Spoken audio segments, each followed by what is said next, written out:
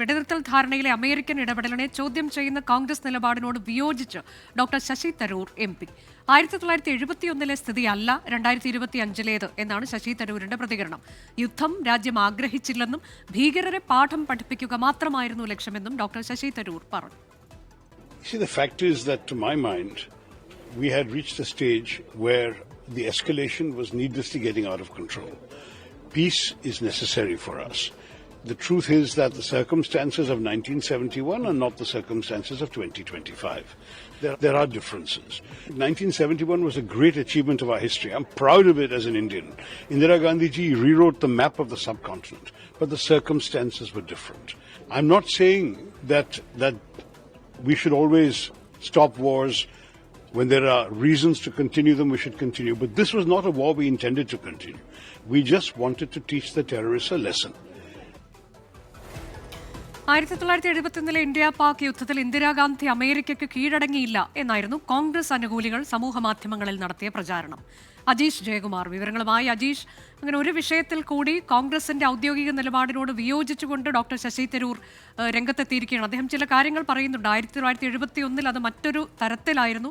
ബംഗ്ലാദേശിന്റെ രൂപീകരണത്തിലേക്ക് എത്തിയ സാഹചര്യം വിശദമാക്കുന്നുണ്ട്. പക്ഷേ ഇവിടെ അങ്ങനെയൊന്നുമല്ല. ഭീകരരെ പാഠം പഠിപ്പിക്കുക എന്നതിനപ്പുറത്തേക്ക് ഒരു യുദ്ധം എന്ന രീതിയിലേക്ക് അത് പോകേണ്ടതില്ല. അതുകൊണ്ടാണ് ഈ അമേരിക്കൻ ഇടപെടലിനെ താൻ പിന്താങ്ങുന്നത് എന്നതാണോ അദ്ദേഹം വ്യക്തമാക്കിയത്?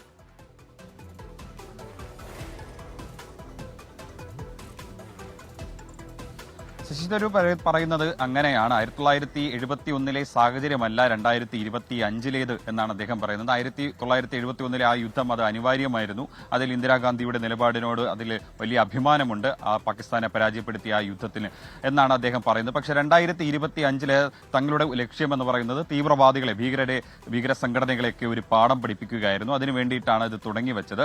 അത് തങ്ങൾ നേടിയെടുത്തു. അതിനപ്പുറം ഒരു യുദ്ധത്തിലേക്ക് പോകാൻ ആഗ്രഹിച്ചിരുന്നില്ല, ആരും ആഗ്രഹിച്ചിരുന്നില്ല, പ്രത്യേകിച്ച് ഇന്ത്യ ആഗ്രഹിച്ചിരുന്നില്ല. പക്ഷേ സാഹചര്യം അങ്ങനെയല്ലായിരുന്നു. സംഘർഷം കൂടുതൽ ഓരോ ദിവസം കഴിയുന്തോറും വഷളാകുന്ന ഒരവസ്ഥയിലേക്ക് പോയിക്കൊണ്ടിരിക്കുകയായിരുന്നു. അതുകൊണ്ടാണ് ഈ സീസ് ഫയർ രണ്ടും തമ്മിൽ വ്യത്യാസമുണ്ടെന്ന് അദ്ദേഹം പറയുന്നത്. പ്രത്യേകിച്ച് അമേരിക്കയുടെ ഇടപെടൽ 1971 അമേരിക്ക വലിയ സമ്മർദ്ദം ഇന്ത്യക്ക് മേൽ ചെലുത്തിയപ്പോൾ അമേരിക്കയോട് പോയി പണി നോക്കാൻ എന്നുള്ള രീതിയിലായിരുന്നു ഇന്ദിരാഗാന്ധിയുടെ ഒരു പ്രതികരണം വന്നത്.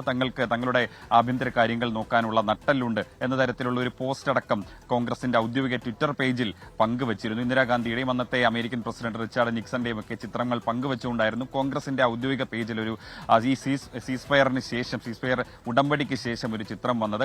കേന്ദ്ര സർക്കാരിനെ വിമർശിച്ചുകൊണ്ടായിരുന്നു അത്തരത്തിലൊരു പോസ്റ്റ് വന്നത്. പക്ഷേ ശശി തരൂരിന് വിഭിന്നമായ ഒരു നിലപാടെന്ന് പറയുന്നതിന്റെ കാരണം ഇതാണ്. കോൺഗ്രസ് ഔദ്യോഗികമായി ഒരു നിലപാട് സ്വീകരിക്കുമ്പോൾ കേന്ദ്ര സർക്കാർ എന്തിന്റെ അടിസ്ഥാനത്തിലാണ് അമേരിക്കയുടെ ഈ സമ്മർദ്ദം, അല്ലെങ്കിൽ അമേരിക്കയുടെ മധ്യസ്ഥതയുടെ നിബന്ധനകൾ എന്താണ്, എന്തിന്റെ അടിസ്ഥാനത്തിലാണ് സീസ് ഫയർ എത്തിയത്, ഇന്ത്യ എന്തൊക്കെ ഉപാധികളാണ് അംഗീകരിച്ചത് തുടങ്ങിയ കാര്യങ്ങളൊക്കെ വിശദമാക്കണം തുടങ്ങിയ ആവശ്യങ്ങളായിരുന്നു കോൺഗ്രസ് മുന്നോട്ട് വെച്ചത്. പക്ഷേ ശശി തരൂർ പറയുന്നത് 1971 2025 സാഹചര്യങ്ങൾ വ്യത്യസ്തമാണ്.